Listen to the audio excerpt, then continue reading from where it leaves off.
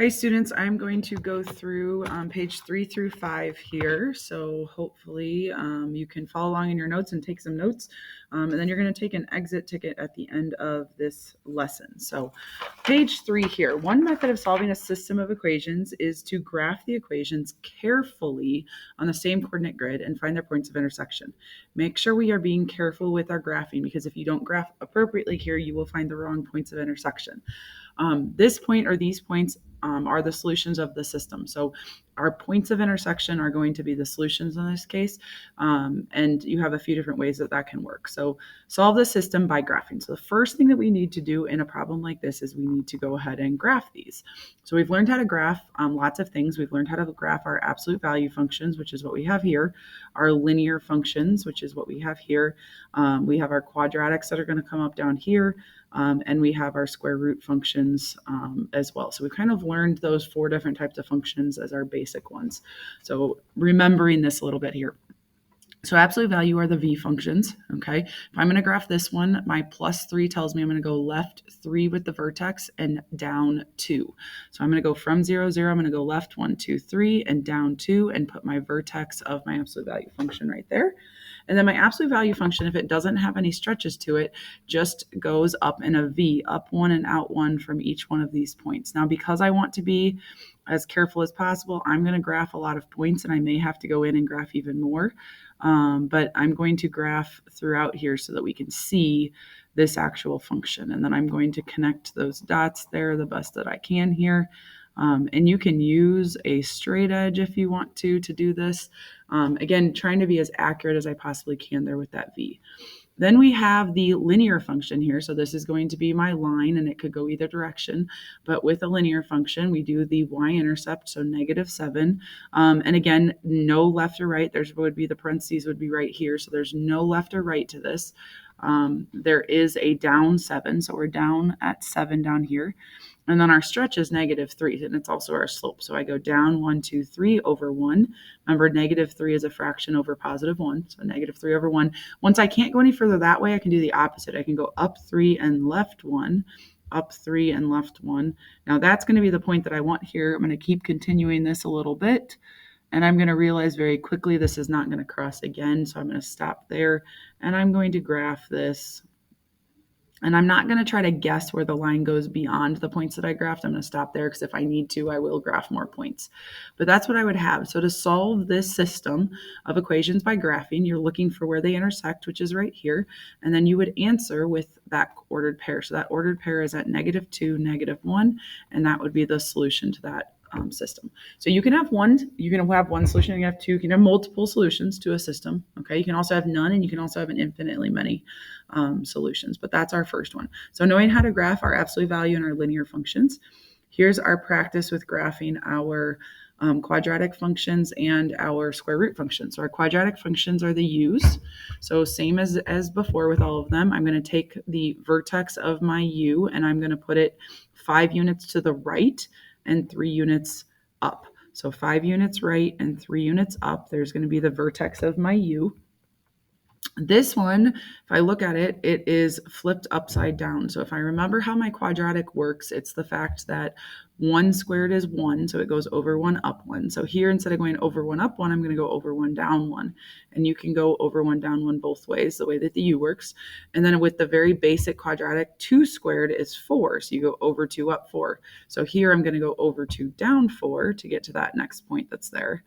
Now I'm going to stop at that point, but just a reminder to you, the next one you have 3 squared is 9, so it's over 3 down 9. I guess I'm not going to stop. I guess I'll do this one. And over 3 down 9 on this side. You could do 4 and 16, but usually we get to those first 2 points and you've got enough. So just know that kind of how you graph the rest of that if you needed to transform any other points. So there's my u in that case. It is upside down here. And then my square root function, so those are the ones that kind of start at a point and go up and over to the side. So this square root function here goes 6 to the right and 2 down. So I'm going to go 6 right and 2 down to start it. So it's here. And my square root function is based on kind of the next few points, is that the square root of 1 is 1. So I do go over 1 up 1. That's probably going to be my key point here. And then my square root, the next square root I know is a 4. So I go over 4 up 2. So from here over 1, 2, 3, 4 and up 2 to get to my next point. I could do 9 and 3 and so on, but you're not going back the other way. The reason I know I'm going to the right is because there's no flips or stretches or anything like that there. So I'm going to go up and over and graph this. And then if I'm going to solve this, because it asked me to solve this system by graphing, I find the intersection, which is right there, and I say where that is. So it's at 7, -1. So that right there is my intersection point and my solution to my system graphically. Now, if we change that a little bit, so sometimes solving reveals something unusual about the system, okay? And that is we're going to get into what are called infinitely many solutions, and we will also have ones where there are no solutions. And we're going to see these when we solve algebraically. We're also going to see them when we solve graphically. So it's good to kind of remember that that can happen. So here, if I solve this, so if I'm graphing this first one, here's the difference. These are both linears, okay, but they are not written in slope-intercept form. So there's two different ways to do that. I'm going to do them both ways. I'll do the first one by changing this to slope-intercept form. So x minus 2y equal to -4. Slope-intercept form would get y by itself. So I'm going to subtract x from both sides, get -2y equal to -x minus 4, and divide everything by -2 so that y becomes just y. -1 divided by -2 is a 1/2 x, and -4 divided by -2 is a +2. So to graph that, I go up to 2 on the y-axis, and I do a slope of 1/2. So up 1 over 2, up 1 over 2, and I can keep kind of going from there. I can go down 1 and left 2. To graph from there, but those are going to be my main points here, and I could continue if I needed to. Now my other one, I'm going to do it not in slope-intercept form, just a reminder that you can do it based on the x and y intercepts. So I'm going to plug in an x value of 0, and if I do that, 5 times 0 minus 10y equal to -20. Well, 5 times 0 is 0. That's going to kind of, and 0 minus 10y is just -10y. So that's going to go away. I'm going to divide by -10 on both sides, and that's going to give me y is equal to 2. So I had an x value of 0 and a y value of 2. I'm going to graph that. So x is 0, y is 2. That's right here. Okay, there's an intersection right there. And then I'm going to graph my y value, my y-intercept. My x-intercept. Here you go. Y is equal to 0. So start that whole thing over, plug y equals 0 in here. So 5x minus 10 times 0 equal to -20. It's that 10 times 0 that's going to cross out here. So I can divide by 5, and I can get that my x comes out to -4. So now I can graph -4, 0. So I go to -4, 0. That's interesting. It's also there. Well, if you graph based on your x and your y intercepts, you just then connect the dots. So if I connect these dots, it looks like that. And what you should notice here is that those lines are right on top of each other. And so the answer here to the solutions is I could name one solution. One solution would be any point along this line. So like one solution would be -2, 1. Okay. But the solution to this is that there's an infinitely many solutions, because it's every point along those lines, and it's every even half points that are in here, even decimal of points. But it's not, there's an infinite amount of solutions. It's not all solutions, because a point that's over here is not part of the solution, but anything that's along that line represents the solutions there. Okay, so that's an interesting one that happens, or an unusual happening. And then here's another example. So in this one, what I'm going to see here is I'm going to see an absolute value graph. So if we remember, our absolute value graphs are going to be our V's here. Let me change my color, sorry. So our V graphs in this case. If I do that, I'm going to move left to right 0, and I'm going to move down 5. So 0, -5 is going to be my starting point. And -2 is my stretch. So that means it flipped and it stretched by 2. So instead of going right 1, up 1, so instead of the idea of 1, 1, I'm going to flip that over, that y value over, and go 2. So I'm going to go 1, -2. So what that means is I'm going to go from this, I'm going to go right 1 and down 2, right 1 and down 2, and that's how I'm going to make my V. Now that's only one side of the V. I got to draw that better. So that's one side of the V. The other side goes left 1, down 2, and just mirrors what I did on the right side. So that's how our absolute values work. So there's my absolute value function there. And then I have my quadratic. Now with quadratics, they can always be fun, but we can work in a little bit of our other stuff right now. If I work that in here, I can solve, or I can factor this to find my x-intercepts. So if I factor this, I can do x and x, guess and check. Multiplies to 8 would be 4 and 2. And if I check that real quick, my 4x and my x times 2, my 2x does make 6x. So this is good. And we set it equal to 0 to find our zeros. Well, x is going to be -4 and x is going to be -2. So I'm going to graph those, my zeros, my x-intercepts at -4 and -2. Okay. Now I need a few more points than that to graph this one because I don't know which way it's going. I do know it's positive, so I know the U is going to shape up. Okay. But I want a few more points. So I'm going to just to practice here, I'm going to complete the square because completing the square is the way we can find our vertex. So if I complete the square on this, I would do x squared plus 6x plus blank minus blank plus 8. Okay. That blank is going to be filled in with this divided by 2. So 6 divided by 2 is 3 squared. So it's going to be a 9. And those first 3 terms are going to complete the square. So I can write that as x plus 3 squared. Those last 2 terms make a -1. And so my function can be written that way.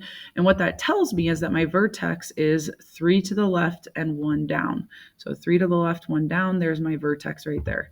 Now at this point, I don't have a ton, but I have enough to show that this graph is going to look like this and to recognize right now that those 2 graphs are not going to cross. Okay, so we've done a little bit of graphing here. We've recognized those are not going to cross. And if they don't cross each other, that means that there are no solutions to that system of equations. So 2 unusual cases that happen there, one with infinitely many solutions and one with no solutions. Okay, so our final page brings a graphing calculator into play here. So using a graphing calculator can help make the process of solving by graphing less tedious. We do need to still remember how to graph absolute value, how to graph linear, how to graph square root, and how to graph quadratic functions, okay? But sometimes we just get a calculator out. And so if we get to the calculator for this, solve the system of equations by graphing, round any decimal solutions to the nearest tenth. And if we can use a calculator, we want to know how to do that. So I'm going to do this one with a calculator here. And I'm going to show you this. Typing it into Desmos is a little bit simpler, so I'm just going to show it to you on the calculator.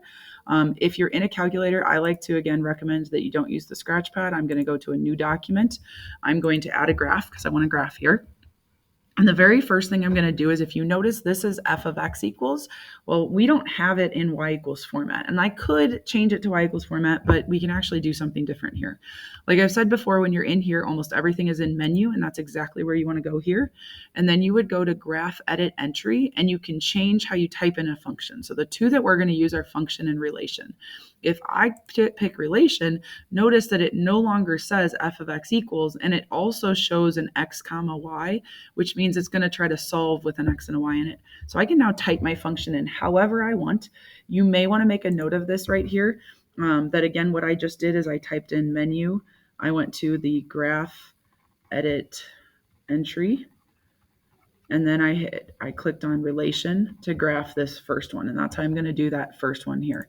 So if I do that, then I type everything in. I just type it in as it shows. So I type in 3x minus 5y equal to, my equal sign's over here by the 7, equal to 7. And I hit enter, and it's going to go ahead and graph it for me. So I don't have to worry about changing that format. Okay. If I want a second equation on the same graph, I'm going to hit tab. So again, I'm going to come back here and I'm going to write that in because I think that's important. But we hit the tab button, brings up the function again, brings up new, and I'm going to say equation here to use the correct terminology. Okay, so we use that button there. And when I did that, it brought up a relation again. So if you want to type this in as a relation, you can. If you want to change it back to a function, you just simply go to menu, edit entry, change it back to a function. I'm going to go ahead and type it in as a relation just so you see how that works. So here, if I'm typing it as a relation, I just simply type it in. Y equals -3/4, so 3 divided by 4x, and then plus 5. And we hit enter, and it went ahead and graphed it. I checked just to make sure anytime you do division, make sure it graphs it correctly, but it did. Okay, so we have it graphed. Once you have it graphed, you want to find this intersection right here. You're going to click menu. You're going to go to analyze graph, and you're going to go to intersection. And then it's going to ask you for the lower bound and the upper bound. So you're just going to scroll on your keypad, and you're going to click to the left of that and to the right of it.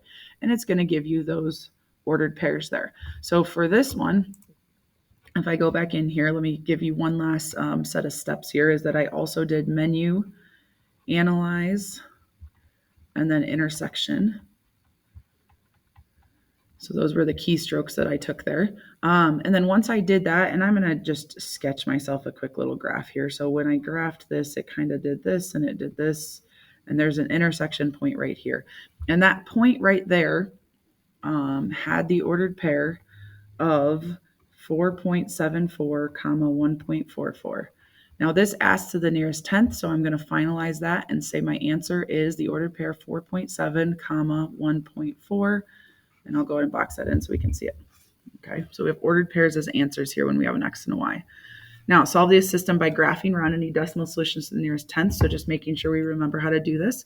If I go back onto my graphing calculator, I'm going to hit Control Doc because that adds a page, add a new graph. You could just do a whole new document, but that's now here still, and I have this one.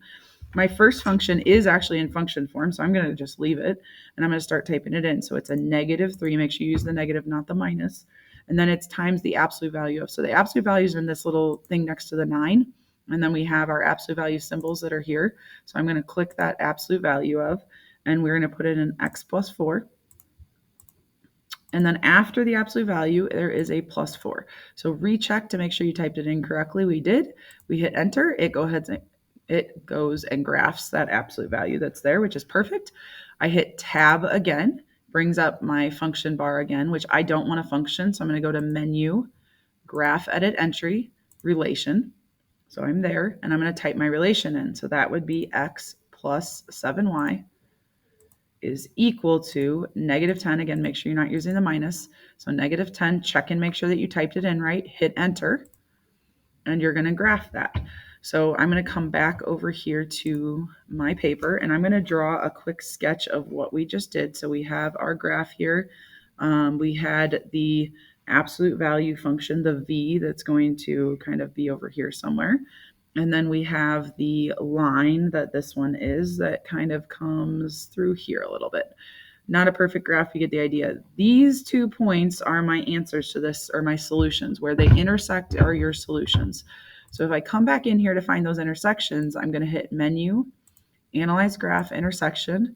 I'm going to click on either side of that intersection, and that's going to give me those ordered pairs. And then I'm going to hit it again in order to find the other one.